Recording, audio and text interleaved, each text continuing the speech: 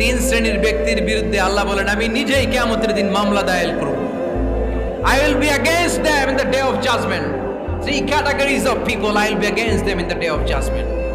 তিন শ্রেণীর লোক কিয়ামতের দিন তারা ছাড় পাবে না। আল্লাহ বলেন আমি নিজেই তাদের বিরুদ্ধে মামলা দায়ের করব। এর মধ্যে এক শ্রেণীর লোক হচ্ছে রাজুলুন ইস্তাআজারা জিরান ফাস্তাউফা মিনহু ওয়া লাম ইউতি আজরা। একজন শ্রমিক ভাড়া করে তার কাছ থেকে কাজ নিয়েছে কিন্তু তার পারিশ্রমিক আদায় করে নাই। এরকম আছে না নাই? দাপট দেখায় ইউনিভার্সিটির ক্যান্টিনগুলোতে। ইউনিভার্সিটির ক্যান্টিনে যে খায় মাগার বিল দেয় না, এরকম টাকায় যাচ্ছে নাই। চায়ের দোকানে চা খায় আগে পরে দিমু, বিল দেয় না, আছে না নাই? দোকানে যে পণ্য কিনে বিল দেয় না, পরে দিমু, আছে না নাই? কিয়ামতের দিন আল্লাহ তোরে মাস্তানি ছুটাবে, চিল্লা এখন ঠিক কিনা? আনা খাসমুহুম, আমি নিজেই তাদের বিরুদ্ধে মামলা দায়ের করব। কথাটা কার?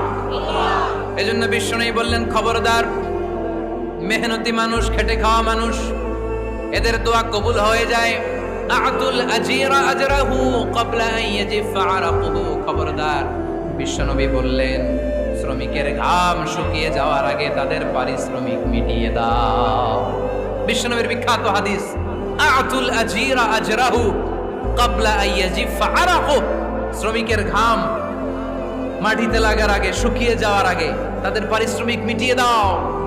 কেননা তারা যদি বদদোয়া করে তোমার জীবনকে জাহান্নাম বানিয়ে দিবে কে?